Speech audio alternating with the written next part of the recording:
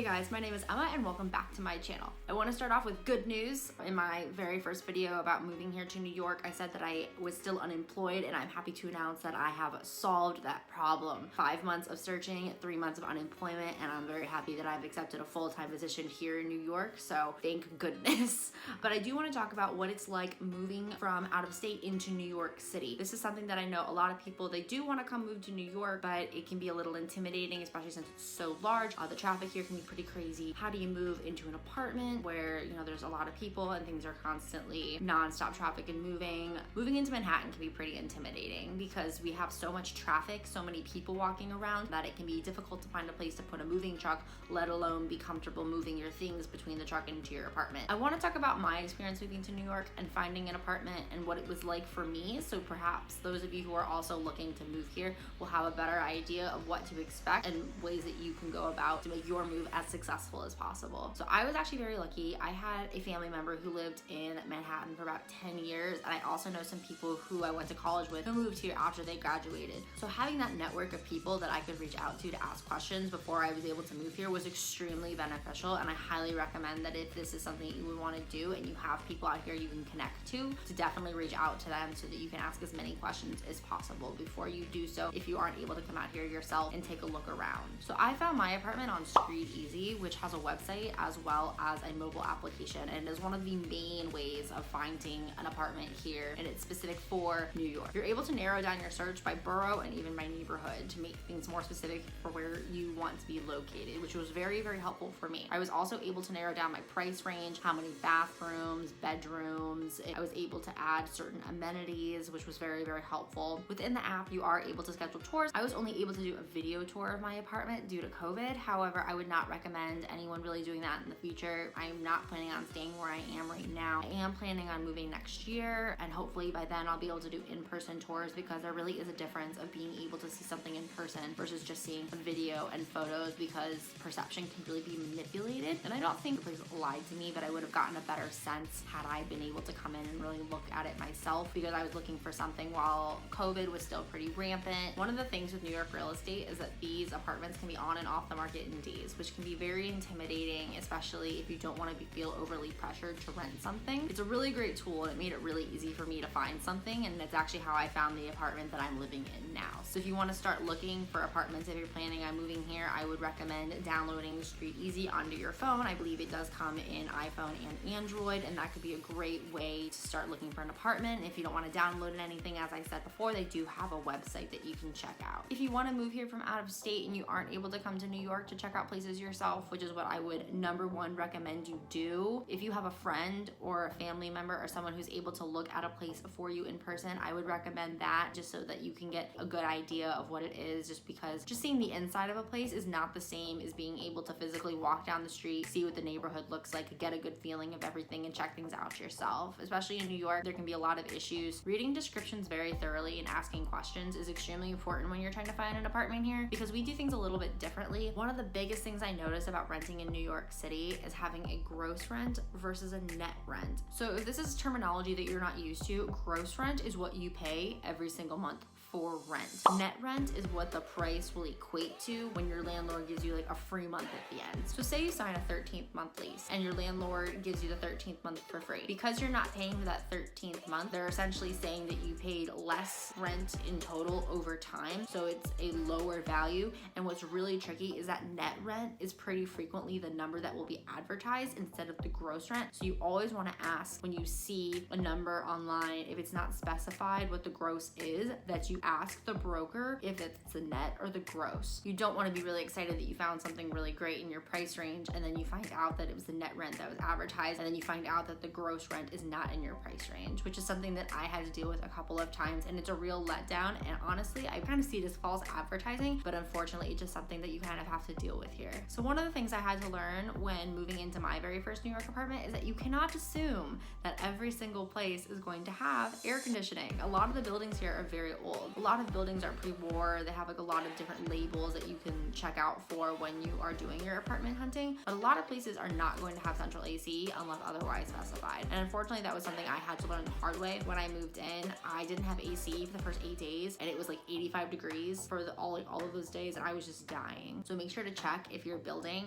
has an air conditioning unit, and if it doesn't, you need to find out if it has central, read the description, or ask the broker, or make sure you bring an AC or a fan with you. Reading to make sure if you have AC or not is very important, and so that really goes back to make sure you read descriptions very, very thoroughly on these things and ask as many questions to the broker as you can to make sure that you understand what you're getting yourself into before you sign anything. I set up my utilities about 2 weeks prior to moving in, and for my internet, that actually wasn't soon enough. Unfortunately, I wasn't able to get my internet set up on time. It took about another week and a half before I was able to have any kind of internet service, and just due to the construction of my building, it blocked a lot of my cell phone signal. So I didn't really have super great contact with the outside world, which made things really difficult, especially since I was in a brand new city where I didn't know anybody. So I would highly recommend making sure you're looking even maybe like a month out to start setting your stuff up, because if you need a brand new installation of anything, that can take a while to install. I specifically got Verizon because that's what my building was set up for. Even when the gentleman came to set all my stuff up, it took about an hour for him to install everything. Particularly during all these shutdowns and quarantine, internet is very important. In general, if you're planning on coming here once things start to subside, then I would definitely still recommend looking about a month out to get all of your things set up. I didn't even get my electric account fully set up until about 2 weeks after I had moved in, so I'm not sure if that's just something finicky with the company. The main company here is Con Edison. Be ready for those kinds of things. Make sure things are set up well ahead of time just so that you don't have any hiccups or things aren't ready to go once you move in, because you want to make sure that you've got water, electric, internet, and all those things so you are ready to go when you move into your new home. One of my biggest recommendations, make sure you sell all of your big furniture before you come. A lot of New York apartments are pretty small. I threw out my child dresser, I got rid of my dining room table, I got rid of my couch just because these things were not going to fit. I actually brought pretty much my clothes, my kitchen supplies, my bed, and like my bed frame, and that was kind of it. I bought all of my furniture once I got here. I utilized Facebook Marketplace, which was really beneficial because so many people were actually moving out of New York when I moved into New York, which is part of what made people think I was so insane when I moved here. Got a lot of really good deals on furniture, and I'm sure you could probably still find a lot of stuff. I got my dresser, my couch, I got chairs, I got an entertainment system, all kinds of stuff. I think we only spent around $500 or so, plus the cost of a U-Haul, which in turn, if we purchased everything brand new, we were looking at well over $1,000, plus we would have had to have assembled everything ourselves. I did buy some stuff online. I did use like Overstock.com and Amazon and Walmart for like a really small dining room table and extra shelving, because that's something I noticed that I didn't have when I moved in, is my storage space was very limited. I did have to get myself tall shelving units, which has been very, very helpful,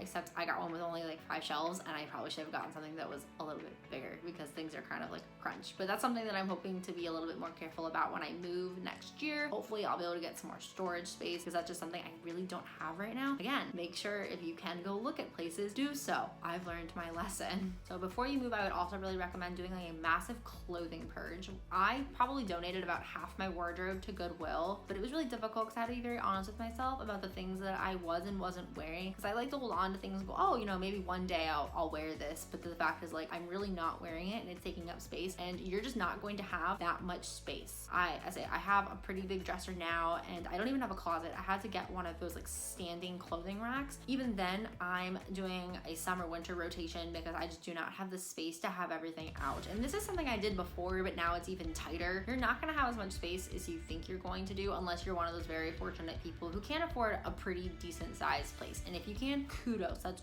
great, do as you will. You're going to realize that you're going to be paying a lot more money for something much smaller than you would in a lot of other states. So for me, it was pretty eye-opening because I knew that New York apartments were going to be much smaller than what I was used to. I had a lot more space in my apartment back in Ohio. So until you get here, it's probably not really going to click, especially since I wasn't able to see my apartment in person, that I just really don't have the space for the kinds of things that I used to own. Making sure that I sold most of my big furniture that I wasn't going to need, replacing it with smaller stuff once I got here, which also helped make my trip from there to here easier with loading my truck, and donating most of my clothes that I really just didn't wear made things easier overall, and I still feel like I brought too much stuff. So it's just a conversation you're gonna have to have with yourself if this is something that you're interested in doing, because you're definitely gonna wanna bring as little as possible. I say bring your clothes, bring your kitchen supplies, because those are all very expensive expensive to replace. But if you can buy tables and a bed or certain things like that once you get here, that's what I would recommend doing. Have things delivered, buy things on Facebook. These are some of the best ways to replace things. And fortunately, we have a lot of really good delivery services here in New York. If you go to places like Home Goods, I went there when I first moved here to buy a couple of things,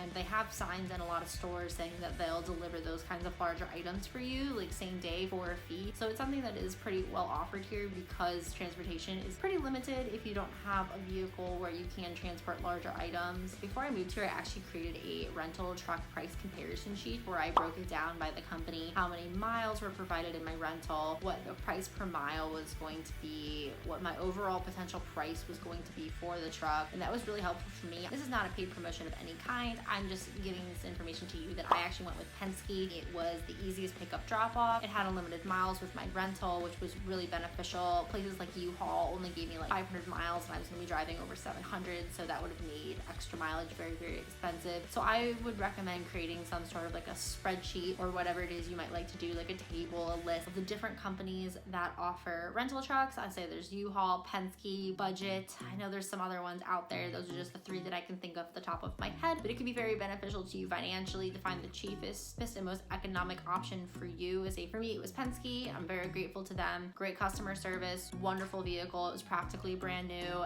and it was a very comfortable ride for 7 hours to Maryland and another 3.5 into New York. One of the craziest parts about moving into New York is actually moving into your apartment. So once you're physically in the city and in front of your apartment, I got very lucky. There was actually an open spot right across from my building when I arrived, so I was able to park the truck there. However, I've seen a lot of other people moving in since then to other different parts of the city, and they're just parking their trucks in front of other parked cars, which hopefully the owners don't show up because they couldn't get their vehicle out. One of the things I was concerned about when I got here was that because I don't know anyone here, it's a brand new city, a brand new environment, I wasn't comfortable with just my sister and I unloading the vehicle into our apartment and abandoning the truck. About a week prior to moving here, I did hire someone off TaskRabbit who was able to help me move all of my boxes out of the truck and into my apartment, which helped make the process a lot faster.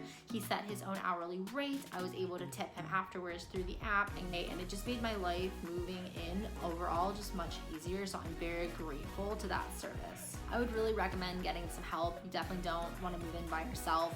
And if you don't have a roommate, getting a couple extra sets of hands can be really beneficial and just make the job a lot more streamlined. The first part of my journey was the longest. I left around 10:30 in the morning and I drove 7 hours by myself with just the radio all the way to Maryland, right by the Washington, D.C. area. So I'd say that was about a 7-hour drive, and I only stopped once. I left again that next day around 9 a.m. where I had another 3.5 hours from Maryland into Manhattan, and that's where the fun really began, because now I have to unload the truck, get everything into the apartment, return my truck, and then start getting everything set up. After the long drive, getting everything loaded, getting the truck returned, essentially we took showers and called it quits for the night, got our bed set up, but that was really about it. I could say my first day in New York City was pretty adventurous, as it took me 3.5 hours to get here. I had to unload my truck and everything into my apartment, return my truck to Harlem, take the metro for the very first time, figure out how to get back to my apartment, set a few things up, and bought a bucket of Korean fried chicken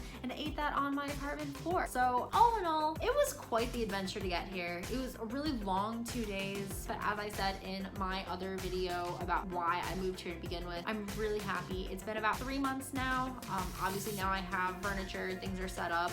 I actually live here now. I say happy to announce that I did get an offer, so I am going to start working, thank goodness. So that is a really positive change with everything that's going on. And the next time I move in the city, I am absolutely hiring a team of people to move me, because I'm never going through any of that again. That's all I've got for you guys today. Hopefully this was a fun little story. If anybody here is curious about what it's like moving into New York from out of state, if you have any comments or questions, feel free to put those in the box below. Please make sure to comment, like, subscribe, and hit that bell for notifications so you don't miss any of my videos, and I will see you guys next time. Bye.